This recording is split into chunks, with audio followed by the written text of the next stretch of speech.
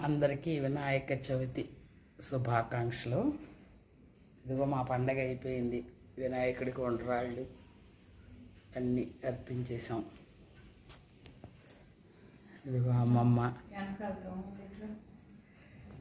ఇదిగో అమ్మ,